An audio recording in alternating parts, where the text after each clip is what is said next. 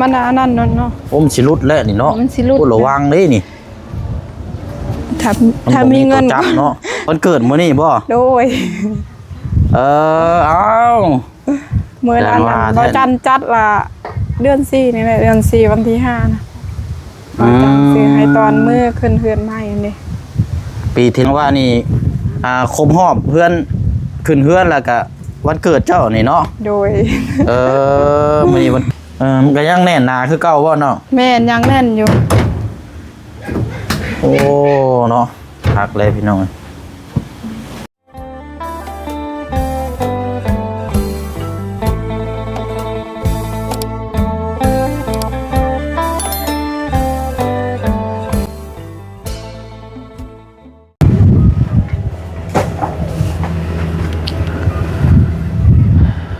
พี่น้องเนาะ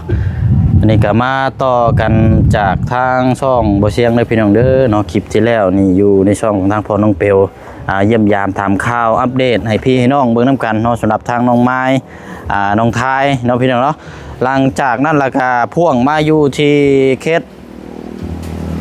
น้องน้ำเนาะพี่น้องเนาะถือว่าโอ้โดนนานแล้วนี่กับพี่น้องเนาะที่บ่ได้มาเยี่ยมมายามแล้วก็มาอัปเดตให้พี่ให้น้องติดตามรับชมเบิ่งน้ำกันเนาะเท่าที่จำได้นี่ตั้งแต่ยุคที่หาหน่อไม้มาปอกมาขายอยู่นี่แหละพี่น้องเนาะพุ่นละประมาณช่วงเดือน10หรือว่าเดือน11พุ่นบ่จักเนาะพี่น้องเนาะเอาอะไรพี่น้องแวะเยี่ยมยามถามข่าวน้ำกันเนาะกับทักทายสบายดีและสวัสดีพ่อแม่พี่น้องเบิดสุขุสุคนนะพี่น้องเด้อเนาะพบเจอกันอีกคือเก่าคือเดิมพี่น้องเนาะตอนแรกกะว่าสิกลับอะไรพี่น้องได้อันน่ะกกมะเขือเนาะกกมะเขือทางน้องไม้ให้แล้วก็สิเมื่อปลูกอยู่เฮือนและพี่น้อยเนาะแต่ว่ามาเยี่ยมมายามทางนี้ก่อนโอ้วางมันนี่ก่อนเนาะโอ้เนาะเป็นใดเนาะทางนี้บ่ได้มานานเลยทางนั้นก็บ่ได้เฮ็ดให้เฮ็ดหยังบ่เดี๋ยวนี้เนาะทางผู้กล้วยเลยเดี๋ยวเบิ่งจัดกลับหน้ากล้องก่อนนังเฮียนไปดีนังเฮียนอยู่บ่เดี๋ยวนี้บ่เอ้าเป็นที่ไรมันคิดว่าได้เฮียนโอ้ยเนาะ วันอาทิตย์มื้อนี้เนาะแล้วก็มื้อวันจันทร์จะเข้าเนาะเลยเอามาเบิ่งทางนี้ก่อนบัดนี้เนาะทางน้องน้ำพี่น้อยบ่ได้พบเจอนานเลยเนาะโอ้เป็นจังไดน้องอยู่ดีมีแห้งอยู่บ่เบิ่งเด้อนี่ไม้ก่อนแค่นั้นได้สาพ่อกับแม่เจ้าไปเซเบิร์ดซะอันนั้นไปทางให้ไปทางให้มื้อนี้ว่าสิไปเยี่ยมพ่อเฒ่าทางพ่อคอยเพิ่นบ่สบายอยู่บ้านกับลูกโอ้มีแต่คนบ่สบายแท้นี่เนาะแม่นมันร้อนอากาศมันเปลี่ยนเว้าโทษนำเมื่อวานนี่ก็อยู่บ้านซะแล้วนี่ประตูประมาณ80ปลายนึงเราก็บ่ได้ป่วยบ่ได้หยังในล่มเสียเลยพระเจ้ากำลังไปส่งอันนี้อยู่คลินิกมื้อนี้บ่ตรงข้ามเพื่อนน้องสอนเด้เด้ออากาศมันร้อนอากาศร้อนก็บ่อายุก็หลายแน่คันสิว่าก็ผู้เฒ่าแท้เด้อเนาะฮักกะมาบ่มาเยี่ยมยามนี่มานี่ทางน้องไม้ก็ได้พวงมานี่บ่ได้มาสบายดีอยู่บ่โอ้สบายดีก็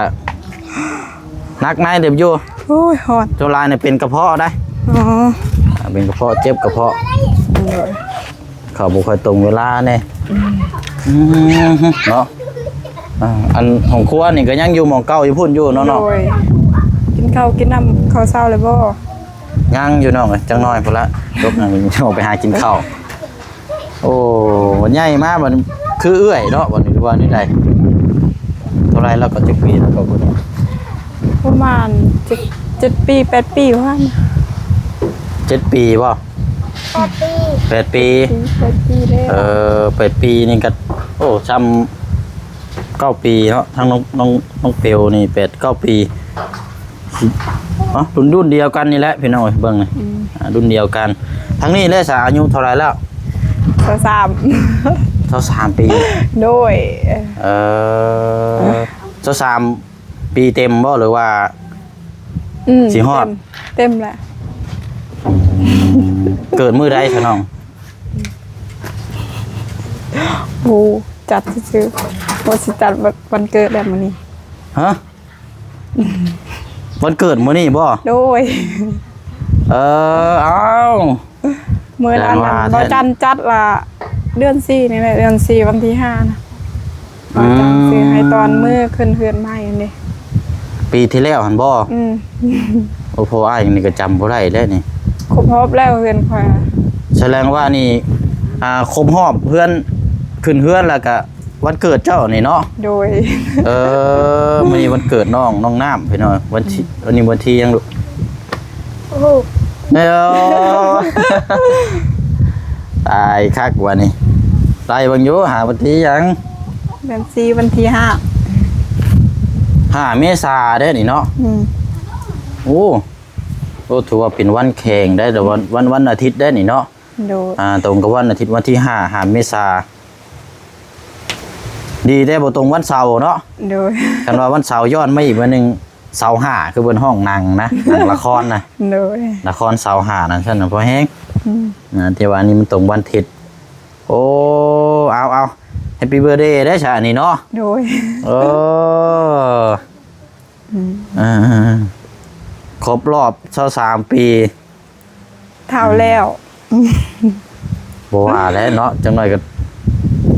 เฒ่าไปเรื่อยๆและอายุก็เพิ่มไปเรื่อยๆเลยเนาะ เอาเมื่อวานนี่ก็ไปร่วมวันเกิดทางน้องเลี้ยง อ๋อ ทางน้องเพิ่นครบรอบเท่าไหร่13 ปีบ่นั่นกันแต่ว่าปกติที่ผ่านมาก็บ่ได้มีประจัดให้จักเทื่อทางลุงเฮิม โดย เป็นเจ้าภาพทางผู้ใหญ่เนี่ยเพิ่นจัดให้ อืม ก็เลยไปร่วมงานน้ำน้องเพิ่นดีใจหลายท่านนั้นก็จนให้ อืม เนาะเอ้าแต่ว่าเฮือนนี่ครบรอบมีปีหนึงพอดีเป็นบ่น้องนี่นะ แม่นปีแล้วเป็น อ๋อไม่ก็บ่ได้ไล่เบิ่งได้นี่เนาะไวเนาะ แม่นไหวดิ แป๊บเดียวพี่น้องเอ้ยปีหนึงได้แต่ว่าเว้าถึงอันน่ะเสาเฮือนเจ้านี่ปลอดภัยเนาะบ่มีได้มีหม่องแตกหม่องหยังเด้ บ่ได้แต่งเลย คือว่า โอเค เพื่อนน้องน้ำนี่แหล้วโอเคกับหมูเพื่อนน้องไม้นี่เสาแรกเดินทางบันไดขึ้นพี่น้อง แตกแล้วบ่ ไปเมื่อไรกินนี่ โดย เพื่อนประตู7 ปียังนักกับหมูนั่นกัน เป็น มันแตกผ้าไปเกือบทุกเสาเลยเดือนอยู่2-3 ต้น มันคล้ายๆว่าเสานี่มันโมเมนต์เสาแกนได้ แม่มันแบบเสาธรรมดาเขาตัดอ่ะ มันคล้ายๆมันเป็นไม้เนื้ออ่อนเลยวันนี้มันแห้งมันแตก กันมันอันนั้นมันแก่อันนั้นมันคืออยู่ไหมไม่เสาเพื่อนข่อยตัวนี้มันเฮ็ดแตกๆหน่อยนึงเนาะ โอ้แตกธรรมดานี่เราเป็นอย่างรอกนี่น้อยเดียวเนี่ยคันมีสีเนาะเอาสีมาทาเนาะ แม่ ซื้อสีมาทาได้มันจังบ่แตก โดย เอา ไม่ได้ กิ่ง ซื้อ ทาจากปอง1 2 ปอง ไม่ได้ซื้อ มาสิกันไหม บ่ เด้ มีเงินซื้อเนี่ยล่ะ โอ้เอาอันน่ะทางพ่อกับแม่น่ะไปทางให้เนาะ โดย ตัวนี้นี่อันบ่ได้เฮ็ดแล้วปีนี้เนาะปัญหานี่ แม่ไม่ได้เฮ็ดแล้วเขาปลูกกล้วยเลยเด้ แต่ว่าดินนี่บ่ได้แม่นดินเจ้าเลยเนาะ มินนะสาว ดินน่ะทางแม่น้องนั่นก็ มันน้องเฮง แม่น้องเฮงเด้เนาะ โดย เพราะว่าอันปีที่แล้วเนาะเจ้าจุดแล้วเจ้าขอปลูกข้าวน้ำเพิ่นเนาะ แม่ ทีนี้เราปลูกกล้วยแล้วเอาคันปลูกกล้วยน่ะปลูกข้าวใช่บ่ได้บ่ บ่ได้เด้เฮาจูดนั่นก็ตายกล้วย คือว่าแล้วเขาต้องจูดได้เนาะ แม่ อืมตอนนี้อยู่น้ำกันอยู่นอนอยู่ครอบครัวอยู่เฮือนนี่น้ำกันจะคนฉะน้องเดี๋ยวนี้นะ โอ้ยหมดเฮือนนี่นะ จะคนอ่ะนะ ครบเลย รวมเบิด ครบไปแล้ว เท่าไหรก็ รวมวันนั้น10 คน 10 คนเลยเนาะ โดย โอ้พี่น้อยแต่ว่าเป็นครอบครัวใหญ่อันว่าทางอ้ายใหญ่เจ้าก็นอนอยู่นี่บ่ แม่น น้องอันยังกระดำบ่ ดำก็นอนอยู่นี่มัน แล้วยังบ่ทันได้เมียบ่ตอนนี้ ยัง โอ้อายุเท่าไหรแล้วซะทางนั้น ได้25 2ประมาณ25 อดำแล้วก็แม่นต่อเจ้านี่บ่ แม่น อ๋อก็สิอยู่ประมาณช่วงเช้า5 6นี่แหละเนาะ แม่น 5นี่แหละซะเนาะ Kệ nhỉ chắc โอ้ยเดินเฮือนเจ้านี่คันว่าได้ปูพื้นนี่งามเด้นี่ แม่น นี่ปูพื้นนี่ ปูพื้นออกมาดึงออกมาประมาณจักให้มันเพียงมันเพียงบันไดนี่ตีโค้งแอวไปเลยแล้วก็เฮ็ดให้มันทานมันโอ้ยสะอาดแล้วบัดนี้น้องปงนี่ก็คักแล้วปัดกวดอันนี้ก็คือว่าแล้วมันยังอยากอันนี้อยู่เนาะ โดยมีตะตู้หันจนติดคลิปในคือมันนึกอายนะแต่มันระบาดอิรักแล้วก็มาเรียนตะไพ อันกองอันอยู่ในหันมันยังสนองนั่นในพวก จ้ะ กองนี่นะนี่ตะหนามงเสื้อผ้านี่มันยัง อันนั้น แบบเสื้อผ้ายังใส่อยู่บ่นี่นะ จักน้ำเข่าเนื้อเสื้อผ้า มันอยู่หลายคนเลยจักมันยังเนาะว่าแล้ว เสื้อผ้าเขา แต่ว่าดินบล็อกก็อยู่ในหัน เขาเมื่อแต่ป้าเขาก็นั่น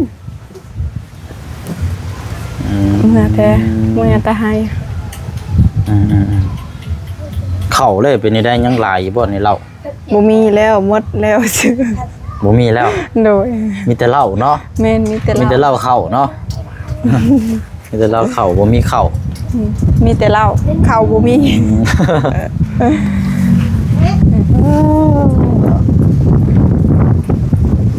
ช่วงนี้ก็ไปให้เนาะ โดย เกี่ยังว่าเฮ็ดอาชีพน้องใหม่มาปอกขายนะน้องเนาะ แม่น พอดีอยู่ได้กินแน่ช่วงนี้ได้ซะรับจ้างไงช่วง รับจ้างปลูกมันเข้าแล้วก็เสียหญ้ามัน เออ กันปรงกันน้อย ไข่ก็บ่อาย ก็ให้กันปรง จู้ยังใส่อยู่ในห้องครัวน่ะคือคอนแท้น่ะเฮ็ดยังน่ะ เด้อยันขอรันก็ต้มน้ น้องเจ้าบ่ ำหน้าปกลงเลย เขา หึ ยันเขาจุซื่อๆมันควันจ้ะ เออโอ้ยเบิ่งได้เนาะคอนจัง โดย เมื่อไรมานานเยี่ยมยามพี่น้องทางครอบครัวกับอันอยู่ดีไม่แห้งเบิดอยู่บ่ โดยอยู่ดีมีแห้งอยู่ น้องปงอยู่แล้วเขาโรงเรียนเนาะอ่านเขียนได้หรอบ่ ใส่ ได้มันนับบ่วันที่ ตัวว่าจักนี่ ได้สั่งหมูถามหมูหมด อยู่ปอแล้วก็บ่เชียงลืมเลย ยืดรับ อ่าน กระซ่อง มาจำปอชื่อก็บ่ได้บ่ ปอสอง พอซองสั่งวันที่กระบู ยังเฮียนอยู่นี่บ่ แม่ บ่ได้ไปเฮียนอยู่สกีใหญ่พุ่นบ่คอยทำเฮียนไปเป็นแล้วก็จ้างยาเนาะนั่นคือเอ้ยเจ้าเด้อนี่งามนี่บ่ได้เฮียนเด้เนาะ โดย แต่ว่าดีแต่ว่าในโทรศัพท์นี่ก็ศึกษาได้อยู่เนาะเจ้าเนาะเขียนนี่ได้อยู่บ่เนาะ บ่เขียนบ่ได้ มีแต่ว่าเอาบ่กดไม้เลยฮัลโหลเลยเนาะ โดย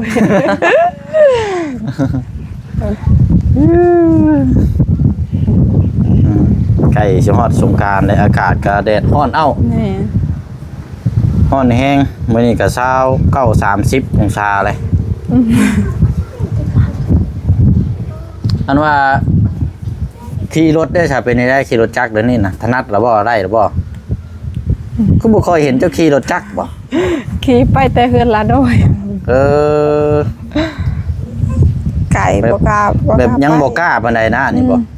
แม่นดนๆเทื่อนึงเด้ถือเขาถือตลอดไปให้เด้ที่มีพอถือไปทางให้อยู่ปูสำรองกเสียยามันก็เลยบ่ได้ขี่ปานใด บ่ไกลสุดนั่นเคยขี่ไปฮอดไสแน่เนาะรถจักรจ้ะ ถ้าเฮือนละน้อย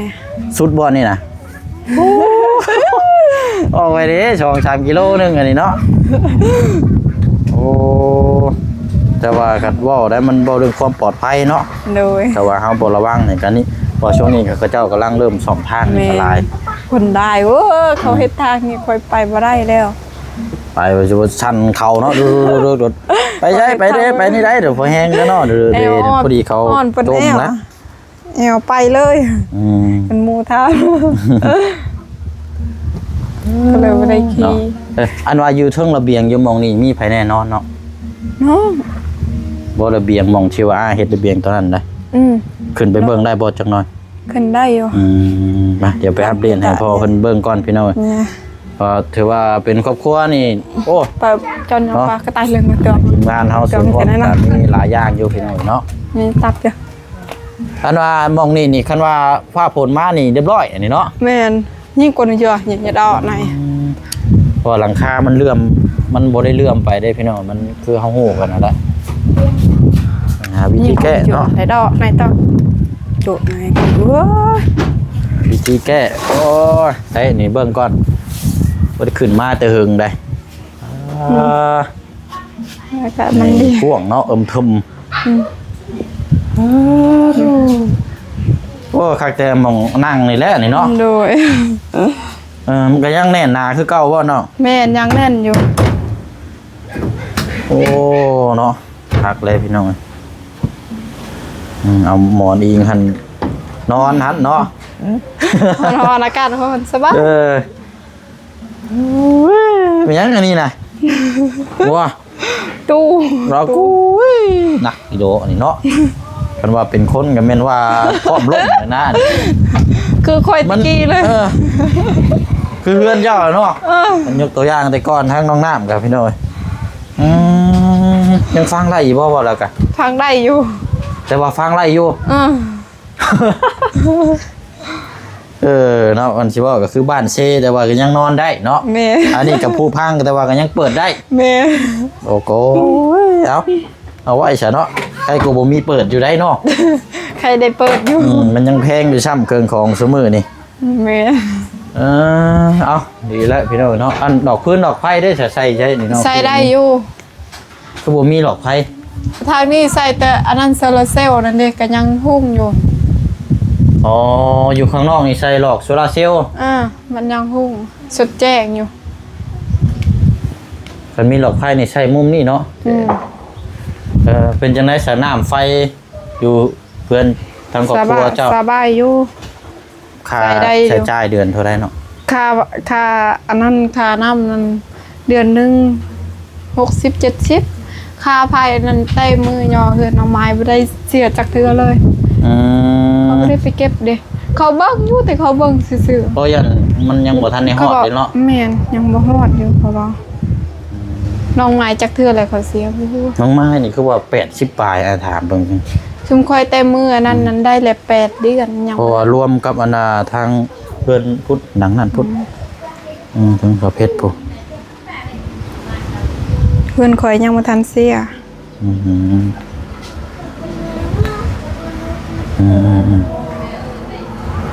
อันนั้นเนาะอันนี้ก็ปลูกหน่อไม้เนาะ โดย โอ้ปลูกบักใหญ่พี่น้องซ้ำสีแกงเนาะบรรยากาศนี่ก็ร่มเย็น มือฮอดน่ะโอ้ย1 โมง 12 โมงจักหน่อยแห้ง นอนก็ฮอดบ่รับบ่ แม่น ฮ้อนแห้งเนาะ โดย ใหญ่แล้วเป็นชาวอะไรทางนี้เนาะปงปีที่แล้วยังน้อยอยู่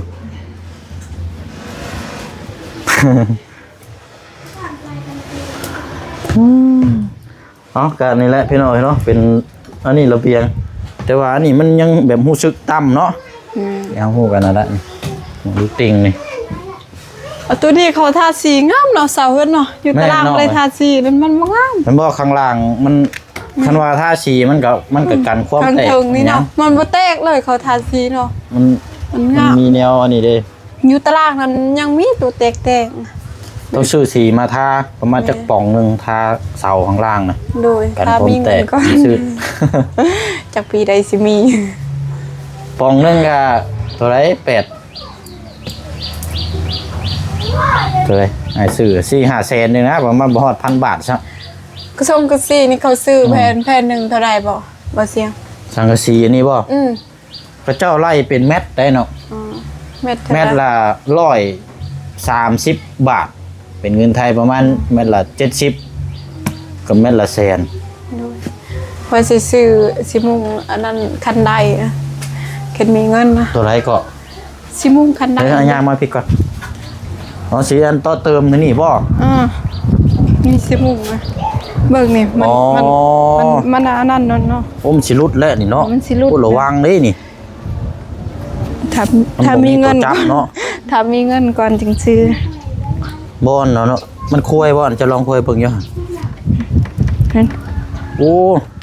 เป็นตะยาน ระวังเด้นี่เนาะอย่าไปอิงได้ ไปสิกาอีก จับพอวันนี้สิซื้อกับพ่ออ๋อคันว่านั่นน่ะต่อนี่สังกะสีมานี้เนาะ แม่นโน่ฮอดพุ่นสุกสิได้ชำล้าน5รอบเพิ่นซื้อ ได้อยู่ ซื้เนาะได้ เอาสิแก้เทิงหลังคานี่บ่เดี๋ยวว่ากระเทิบออกไปเลยเนาะ ก็เทิบออกไปพุ่นเด้ กระเทิบออกไปแล้วก็ยิงจับตัวนี้ไปก็ได้เนาะจากเพิ่นใหญ่นี่ ว่าสิซื้อทรงสีใหม่หมดมีแล้ว ยังเศร้ายังกับเศร้ายังบ่มี พวกมันก็คือว่าได้คันเฮ็ดนี่ก็ต้องเว้าเรื่องช้างน้ำอีกได้เนาะมานี่อีกมานี่ บ่ให้พี่น้องเฮ็ดให้บางเทื่อ ก็เจ้าเฮ็ดเป็นอยู่บ่ จักแหละให้ซ้ำกินน้ำซื่อๆก็พอ ว่าคันว่าเพิ่นเฮ็ดเป็นก็ดีแล้วเนาะ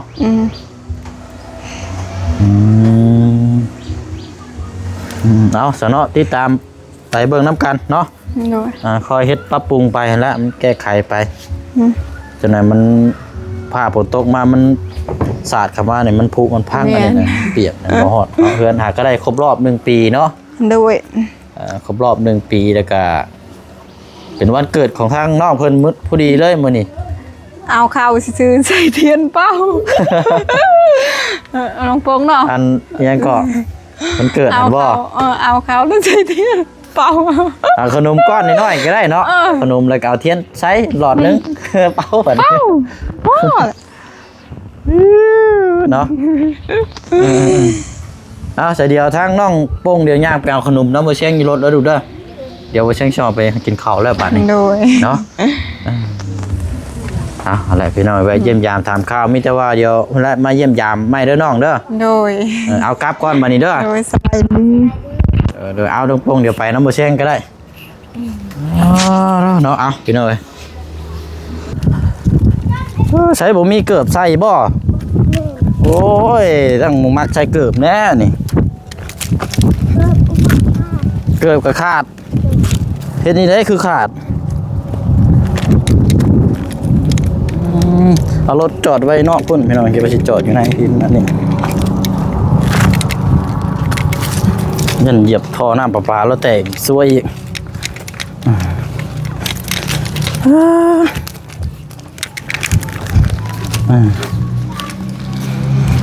น้องโป่ง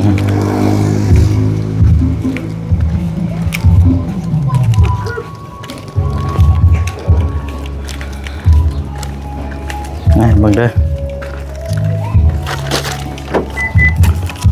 โอ้ยฮ้อนมาทางนี้ลูกมาฟัง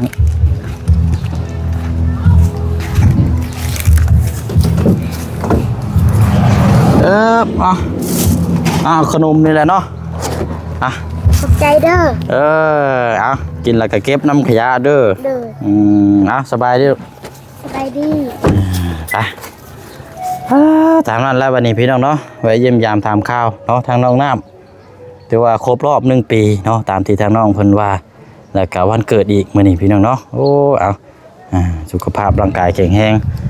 ร่ำรวยๆพี่น้องเนาะเอาลาพี่ลาน้องไปก่อนบ๊ายบายเด้อพี่น้องเด้อเนาะพบเจอกันในคลิปหน้าเนาะหากินข้าวกินน้ำก่อนบัดนี้พี่น้องสบายดีเนาะพี่น้องเนาะ